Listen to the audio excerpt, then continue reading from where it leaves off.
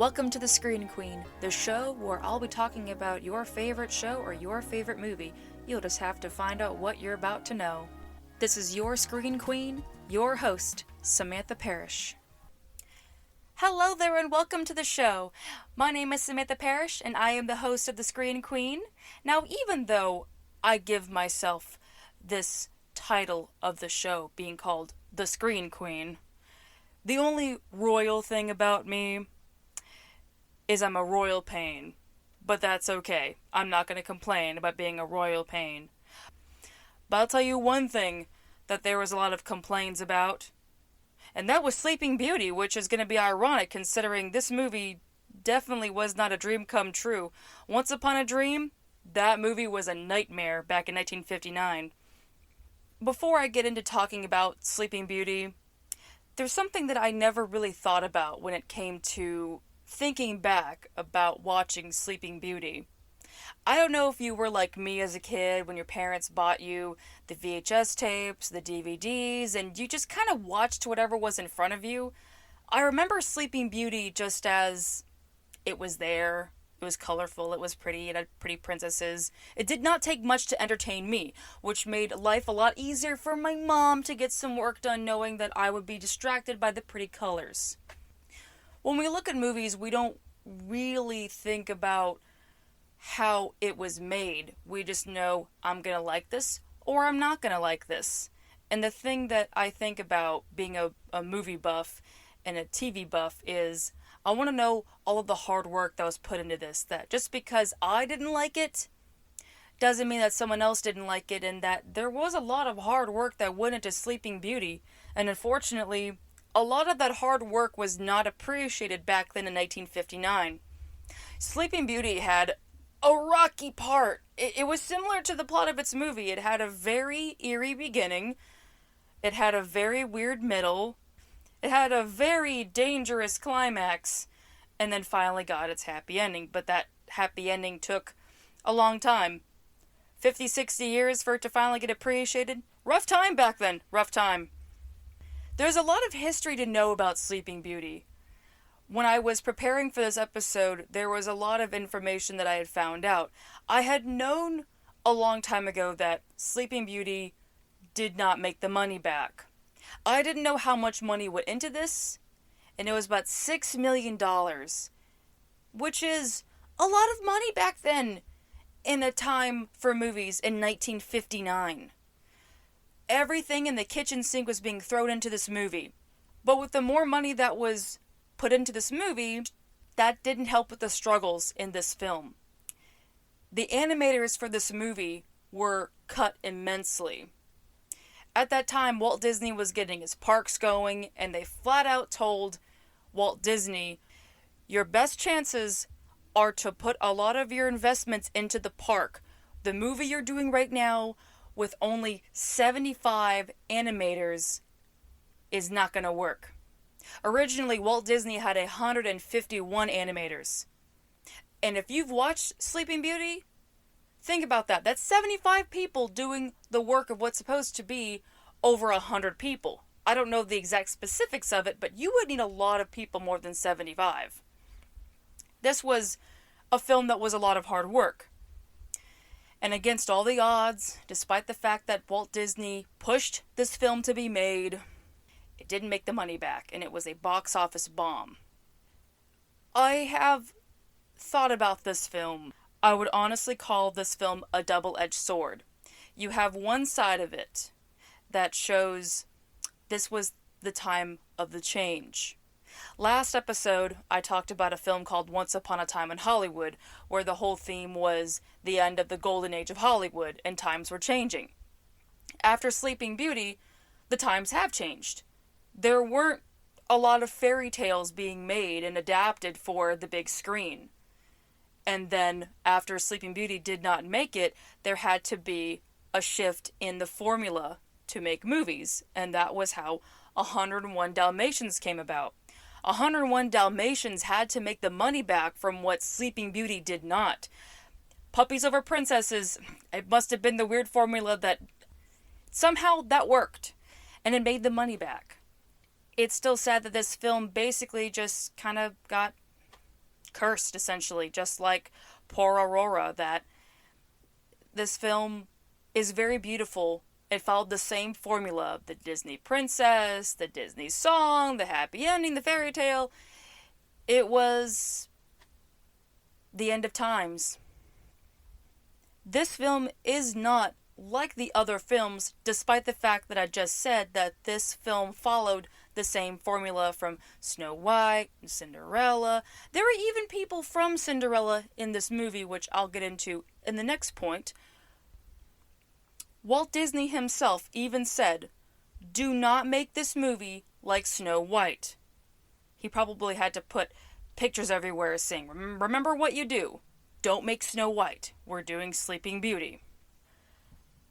I mentioned how there were 75 animators for this movie. There are two in particular that no one really knows contributed to this film. I had known that Don Bluth had assisted on this film to put something on his resume, and another one was Chuck Jones. Chuck Jones is the man that is responsible for the Looney Tunes cartoons and assisted with the animation on this film. So you kind of have like the first affiliation between Warner Brothers and Disney way before Who Framed Roger Rabbit made that happen. This film surprisingly has a lot of relation to Cinderella. Eleanor Audley is one of the most important people of Disney history because she is and was one of Walt Disney's favorite voice artists. She was his favorite person to work with in his films, which is why you see her in Cinderella and Sleeping Beauty. She was the voice of Lady Tremaine in Cinderella and then was asked to return as Maleficent. Honestly, I think Maleficent is one of the best Disney villains that has ever been made, which I will get into at another point in this episode. I don't know why I never put the pieces together, even though I usually have an ear for voice actors because of the dialect of the voices. I could be blind and deaf and still know someone's voice, but this was the one time that it just threw me for a loop. If you know of the Disney villains, it is pretty impressive knowing that she voices two of the most dastardly evil women in Disney history. I'm not speaking for all of Disney history, but for the beginning stages of it all, to like set the bar of like, hey, you gotta have to have a villainess that's just like this, and you're set. This is your bitch blueprint right here. Make sure you get a villain just like her.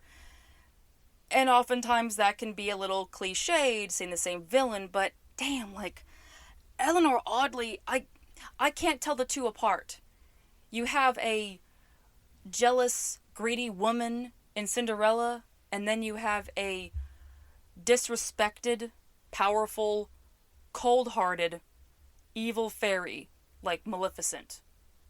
This woman had a fantastic career. And another tie-in to Cinderella that I will tell you about is another woman whose name is Verna Felton. She was the voice of Flora and Queen Leia in Sleeping Beauty, and she was also the voice of the fairy godmother, so she played two fairies. How about that? And honestly, that's the only one where I can definitely tell you that you can tell the two apart. Even though I haven't seen Cinderella in God knows how many years, I will forever remember the mannerisms of the fairy godmother, and it is paralleled to Flora of Sleeping Beauty. Seeing the connections together of how Disney was able to utilize the actresses from the last film being Cinderella and then using it for Sleeping Beauty, that just goes to show you how much they really are impressed and respectful to their cast, knowing we can animate something around this voice and know it's going to come to life. That's the one thing I love about voice acting. I want to be a voice actress one day, and this gives me such a high level of respect for those that go into the venture of voice acting, is knowing how is that voice going to be animated. And it's beautiful. It does look pretty simple, but honestly it looks a little intimidating because you have to know that what you say is going to match what the animators are creating. You don't want to have a voice that doesn't match with the animation. That's happened before, and it's not pretty. So I want to switch gears, and I want to talk about the presence of the character Princess Aurora. Even though the whole film is about her, I mean, she is the title, Sleeping Beauty, it's a bit odd to know that the title character of the film is only there for 18 minutes and only has 18 lines of dialogue, which excludes the songs. No one counts that. It is a very weird parallel to look at. But there's something else I thought about too, is that this makes her a bit of a hard character to portray. And I say that because characters need to have a fast presence so you can empathize with them, identify with them. You only have 18 minutes with this character. Her start is singing in the cottage, and the end of her dialogue is when she's crying on a bed, thinking she's never going to see the love of her life again. When I found that out, it kind of made me realize how minimal a presence this character is when the whole thing's about her. Everything's about protecting Princess Aurora. But what makes her characterization be memorable is that she's kind. You sort of see her story through the fairies, that she was raised to be a kind woman, generous, caring, forgiving, responsible. That you don't know much about Aurora, but you feel like you got a good general gist of her just within the moment you see her as the 16-year-old maiden. That the fairies love her so much. They were pretty darn good moms. We're going to call them the moms. I don't think I would say aunties, but they were basically moms. I'm just going to call them the moms. They're the magical moms. That's their names now.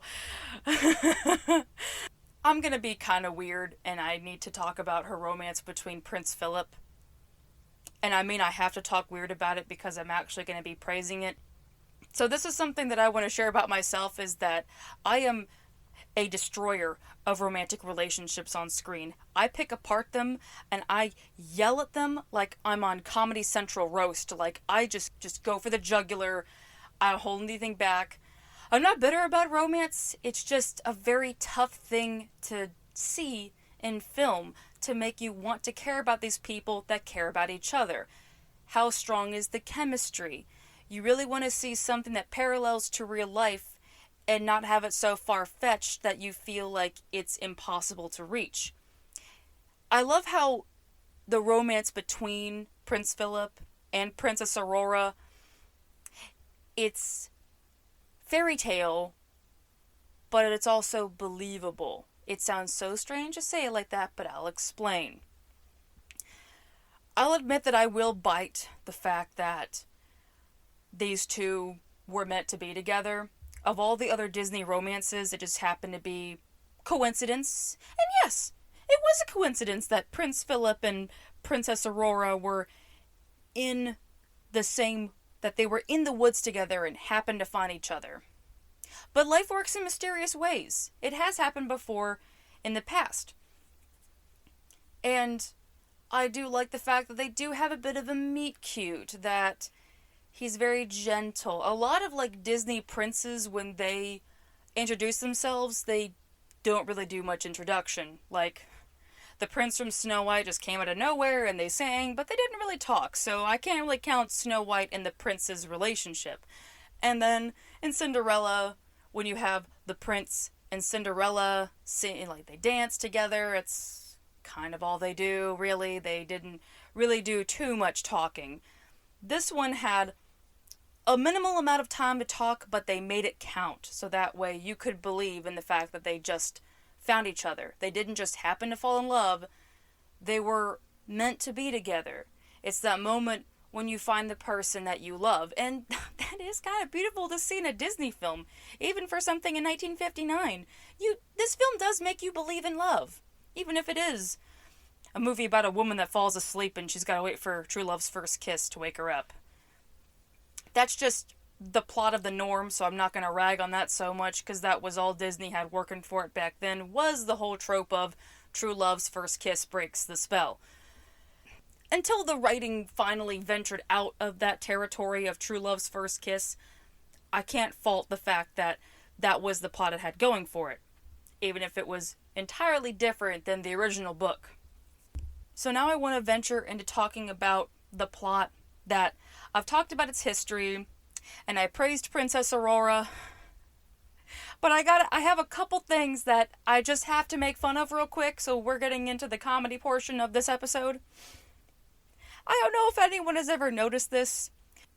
When the story begins with the three good fairies coming to the celebration of Princess Aurora's birth, the first fairy, Flora, comes up and she wants to give the gift of beauty, and I find that a bit mean, to be honest. What are her parents going to think about that? I would love for anything for the parents to just be like, are you calling us ugly, Flora? You think we're ugly, that we're going to make an ugly baby? Look at us. We look pretty decent. Even we're in a time period where we don't have the best skincare. I think she's going to be all right. I thought that was kind of an odd wish to give a baby. Did Flora look at the parents and just go, I don't know what you're going to look like growing up, so I'm just going to help you out a little bit and change your course of your puberty and maturity. There you go. And another thing that I didn't notice this until my friend Emily pointed it out. That the character Maleficent has the green smoke around her, and I don't know if anyone else has noticed this besides my friend Emily, is that a lot of villains also have green smoke around them. So I guess Maleficent is the OG of the GS. She's got to have that green smoke, otherwise I guess you're just not a villain if you don't have it. It must be like a requirement. It's happened with Scar, Ursula, Dr. Facilier. It is kind of funny to see that trait of that Disney villain. There's something that I thought about with Sleeping Beauty in the fact that I mentioned earlier in this episode that this film didn't make a lot of money. There were a lot of problems in the animation process, and it just didn't fare well back then in 1959. But this film is a great example of what happens when you give a story some time to recirculate through the system and then finally get its well-deserved praise and acclaim, which is great. Which is why I believe that Sleeping Beauty did a fantastic job just hanging back a little bit. Even though the film had some major plot holes, there were some parts in there with how are the three good fairies going to be raising a baby in the woods when they don't really know how to do anything without magic? How did Maleficent not know about the baby? Like, even though I already watched Maleficent and I went back and I rewatched Sleeping Beauty, it did dawn on me, like, this woman is so powerful, but she can't find them in the woods, even though she has a bird that can go find things. And it took 16 years. I know that she was trying to give her henchmen some credit and be like, hey, go find Aurora, and didn't really give them the quid pro quo that they're looking for a 16-year-old maiden. She just didn't know how to make communication skills to her henchmen. Not her fault, not the henchmen's fault. I hope there's some good human resources for those henchmen in Sleeping Beauty. But with the fact that Sleeping Beauty had these minor inconveniences, it did eventually lead for the Maleficent film. I don't think I can really recall a film that had the proper expansion, that it didn't make a sequel, it went backwards and thought, well, let's go ahead and we'll make a film that's about one of the other characters that's so prominent and powerful, and we'll fill in some other gaps there. That was like the smartest decision that Disney did when it came to expanding a story and having it with Sleeping Beauty. Sleeping Beauty didn't really get the proper recognition back then, but it was the film that did change the course of history. It changed the algorithm. It was also a pinnacle of what happens when you do really good at your craft. The animation is crisp and beautiful. I mentioned earlier that Walt Disney kept saying, don't make it like Snow White. And when I was going back to go rewatch the film, it is gorgeous. It is so sad that the animators probably did not care about the money that they made from this movie, but I wish they got a lot of credit for it, and it's sad that so many years have gone by that now we're finally looking at the animators that worked hard on something knowing that the writing was on the wall and this film wasn't going to make it. Another reason for that, actually, as to why Sleeping Beauty did not make it entirely, is the Once Upon a Dream sequence. That scene, that beautiful romantic scene, is the sole reason Disney almost went bankrupt. Isn't that weird? I get that Walt Disney put his career on the line, and so did many animators, where they had to make this movie happen. And the Once Upon a Dream sequence took a lot more than they anticipated. We can look at a movie and be impressed with something, but then not think, well, wait a minute, how much work was put into the scene? And knowing that a good chunk of money had to go towards Once Upon a Dream, getting the dancing right, getting the colors just right, and making sure that it flowed. It is a more elaborate dance sequence than you've seen in other Disney movies. I can't really think on top of my head something that had this amount of colors and detail to it. It really wanted to go above and beyond the different Disney films. This was the pinnacle part that showed, okay, we have our animation and we have it crisp. Let's carry it on and go on to other films. Now, I've mentioned earlier in this episode that Sleeping Beauty isn't really one of my favorite Disney films, but I respect the hell out of it. And one of those reasons is reanalyzing this film and being more open to its characters, its production. But more importantly, this gave the blueprint to what a Disney villain should look like, or what a good villain should look like in general.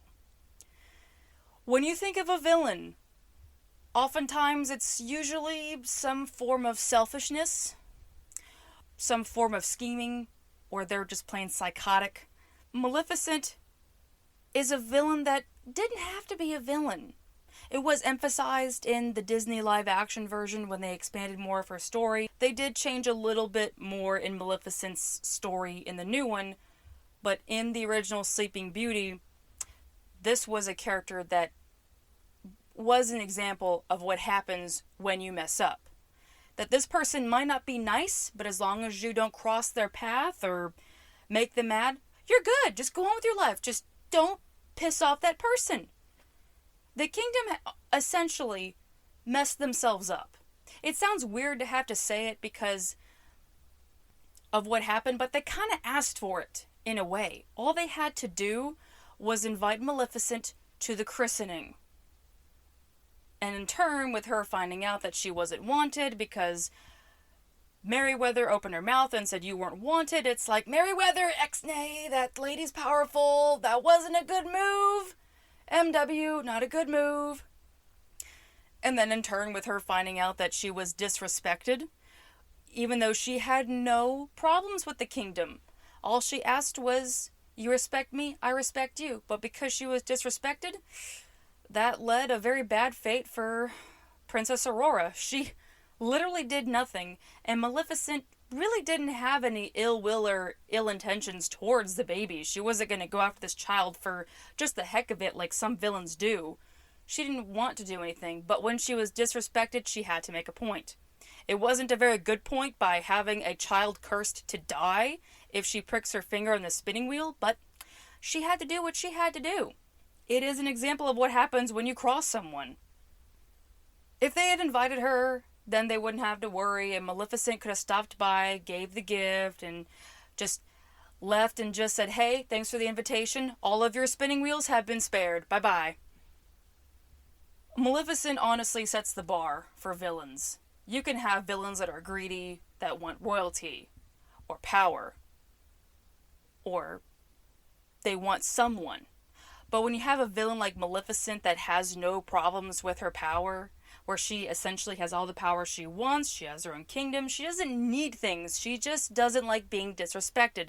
That's a hell of a thing to admire about a Disney villain.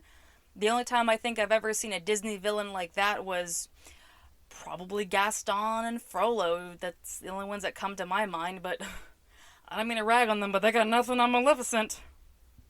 They're their own brand of baddie, but Maleficent's just ahead of the game, guys. Now, I have one more thing to say about this movie before I end the episode. And it's something that I've thought about for a very long time when I first read this about another movie. Sleeping Beauty, as I mentioned, followed the formula of the Disney princess and the Disney song and had all that formula, and it didn't work because it was just bad timing. You can't always predict the traffic of the audience.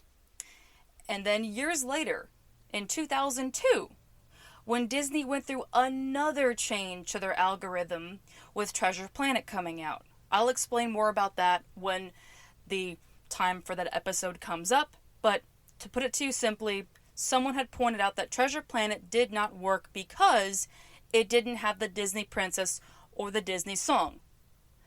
Well, look at Sleeping Beauty. That had everything. It just didn't work. It was just rotten traffic. This movie and Treasure Planet just did not have the best timing. Both beautiful films, both accomplishments, just wasn't the right time and would eventually get the right treatment as time went on. It's just sad that there are so many films that come out that get this immediate attention and glory, and it didn't have to worry about faltering out of society and being a part of our culture for entertainment. And Sleeping Beauty is a part of our culture of entertainment. It's just not really talked about so much. I hope that with everything I discussed in this episode that it will give Sleeping Beauty a bit more of a respectable treatment, and that way people will be open to this film for all of its accomplishments and what it did. And there was a lot more of this film just being a girl that falls asleep and she has to wake up with true love's first kiss. This was the game changer for Disney. And sadly, it's a bit sad that this was the last Disney princess that Walt Disney ever got to work on. The Disney princess that Walt Disney always wanted to adapt was Beauty and the Beast. And even though he never got that chance, there is something that I can say, is that in Beauty and the Beast, the book she's reading is Sleeping Beauty. So, I feel like that kind of makes it full circle in a way. That is all I have to say about Sleeping Beauty. I don't know about that, but I think I tired myself out, so I'm going to go fall asleep, and I don't think anyone's going to come kiss and wake me up, so I'll just rely upon myself to wake myself up.